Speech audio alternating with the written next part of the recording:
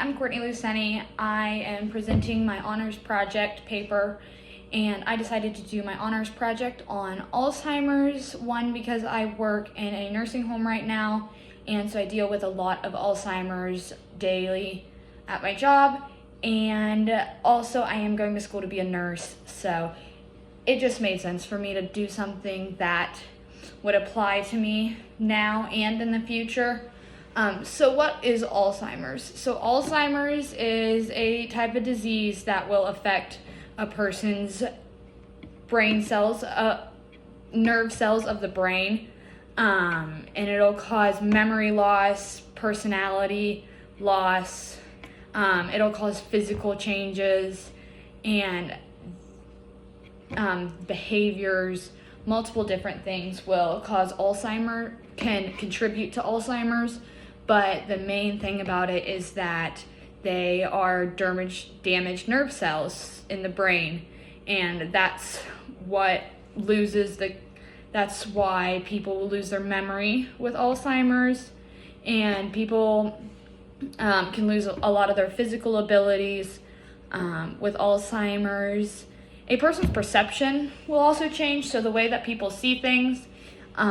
So a normal human would be able to look at anything, and then their brain would be able to make a connection to that object, and so we would know what that object is. But with people with Alzheimer's, they can look at an object, and when they're looking at the object, they can be holding a remote control, but their brain is telling them the communication that the brain is getting from the eyes is that it's a cell phone. And so the perception of people can change a lot. This also has something to do with Alzheimer's is typically found in older adults. So their vision is already not perfect by the time they have Alzheimer's. And so that just makes it all the more difficult and more confusing for the person with Alzheimer's. So Alzheimer's versus dementia, what exactly are the differences? So Alzheimer's is actually a type of dementia that a person can have. Alzheimer's is the number one disease of dementia. About 2/3 of people with dementia have Alzheimer's. And so what they consider dementia, that is more the description of what Alzheimer's is.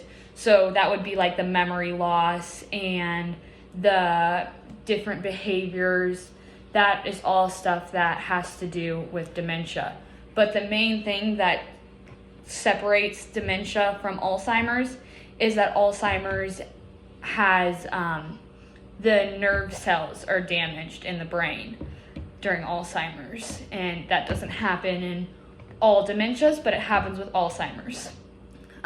So how would a person be diagnosed with Alzheimer's? A lot of times family will be able to recognize that something isn't right a lot of times, and so when they go to the doctor will run various different memory tests. One of the main ones that I thought of was the doctor would give an interview, and before the interview started, they would say 3 words, and then at the end of the interview, they would have to recite back what those 3 words were at the beginning. And that's just one of the examples of the memory tests that they'll do. But after they do all those memory tests, they will be given a score, and that score will determine if a person has Alzheimer's or not, and it also will tell how severe the Alzheimer's is. So Alzheimer's can range from mild, moderate, or severe. And in a mild case, a lot of times people are still going to be able to live and function their normal daily lives. A lot of times these people can still drive. They're still attending things that they always have attended.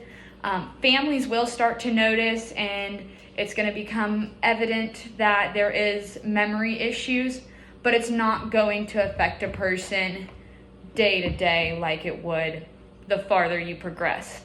So in a moderate case, after you reach the mild, you would hit the moderate case. And in a moderate case, that's when a person would need more help with different activities of daily living. And a lot of times these people will start to have personality changes, and again, they're continuing to lose more and more memory.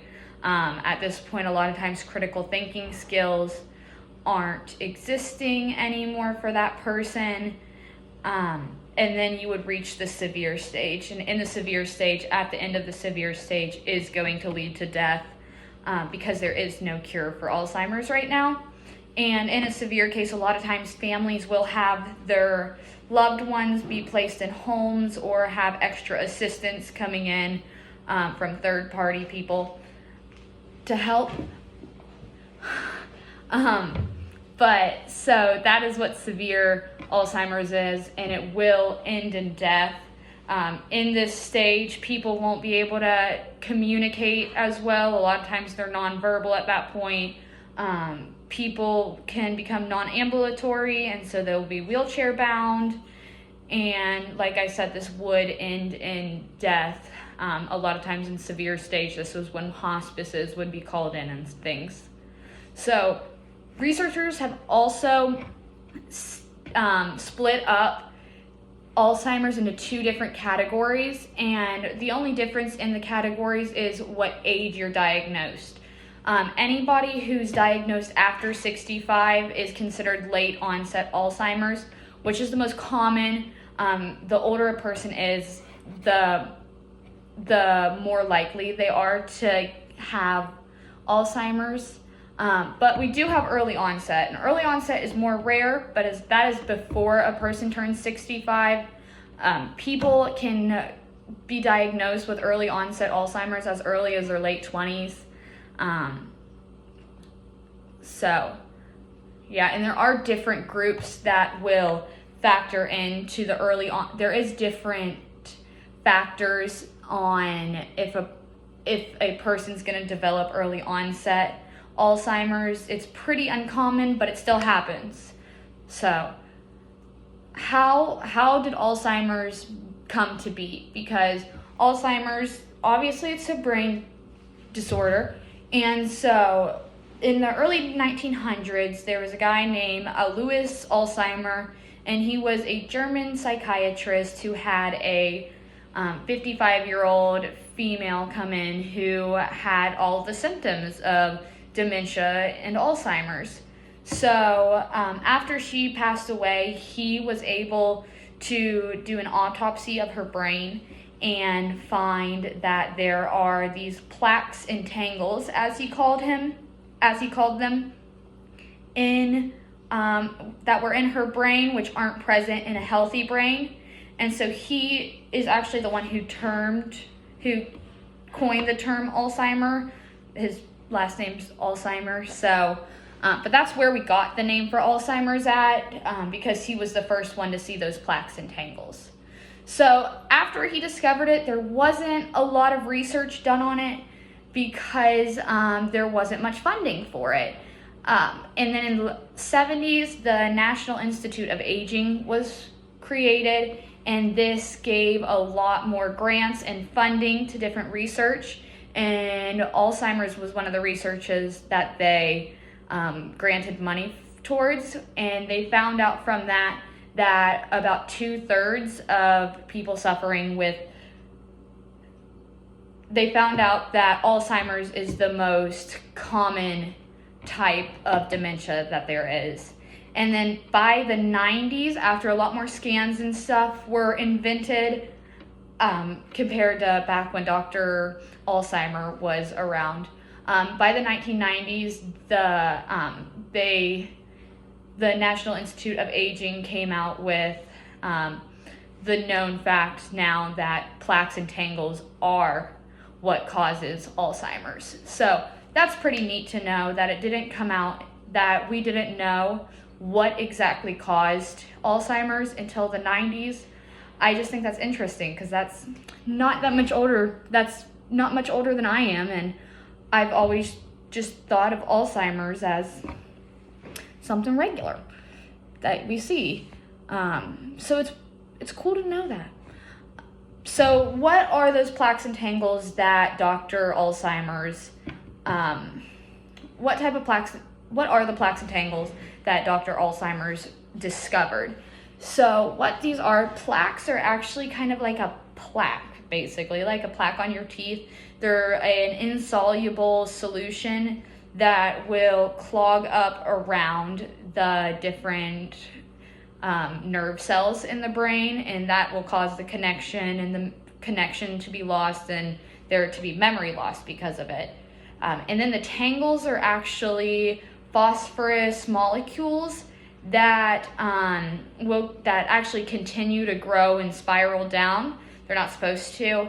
And what this will cause is it'll cause all of those strands to tangle together, and that's where we get the name tangle from that. So those plaques and tangles, that is the main mark of Alzheimer's. I know I've stated that a few times, but that is the main mark of Alzheimer's. So who would be the most at risk for Alzheimer's? Like I said earlier, older people are one of the most at risk for Alzheimer's. A person who's 65, every 5 years after they turn 65, the chance of them developing Alzheimer's nearly doubles. And this has made about 1/3 of our population who is above the age of 85 to have Alzheimer's present with them. Another group that has a higher risk of Alzheimer's is people with Down syndrome. So people with Down syndrome, they have 3 copies of the 21st chromosome, and researchers have actually found a genetic link on the 21st chromosome to that links to Alzheimer's. So that would make sense that they would be at a higher risk because they've got 3 of those chromosomes instead of just 2.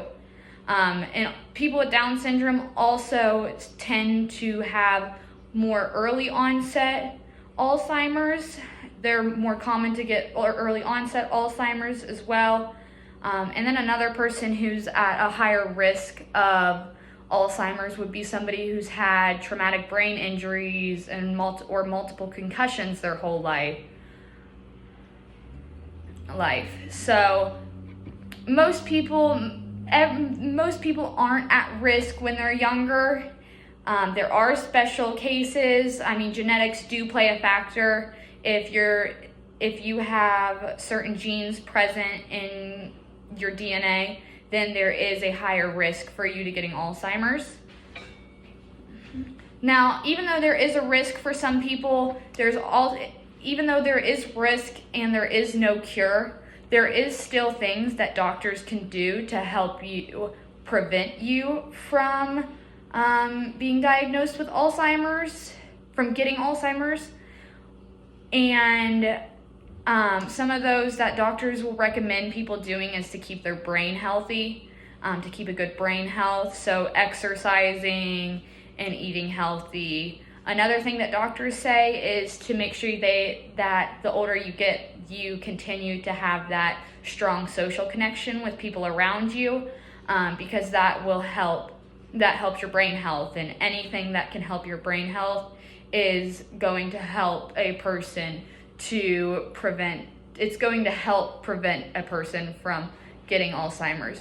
Now, this doesn't always work. Sometimes some of the healthiest people, the healthiest 85-year-olds will get Alzheimer's, and it's just different risk, and it's the older you get, the more of a risk you have. But so you have all of that stuff to prevent. People also, once diagnosed, there's medications that you can take to help not restore your memory, but to preserve your memory of what you have. People also will do music therapy, and one of the main reasons that music therapy is so widely used with people with Alzheimer's is because that music is able to calm people down and to keep them relaxed. And researchers have learned that if you do that for a long period of time with somebody who has Alzheimer's, they are able to relax a lot more and not be as stressed about all the memory being lost and their confusion that they're under. So unfortunately, there is no cure. There are lots of organizations that are out there to help find a cure and to help find more treatments options for people. So Alzheimer's it's a disease that affects the brain, and in the end it's going to end in death just because of it's going to end in death because there is no cure. And there's everybody will suffer from Alzheimer's in different ways. It varies greatly person to person, and it causes memory loss, personality changes, and physical changes. Lots of different things can contribute to how a person is going to act. Well, when they have Alzheimer's, there's lots of different research. There's always research going on about this. And yeah. And I really hope that you liked my presentation.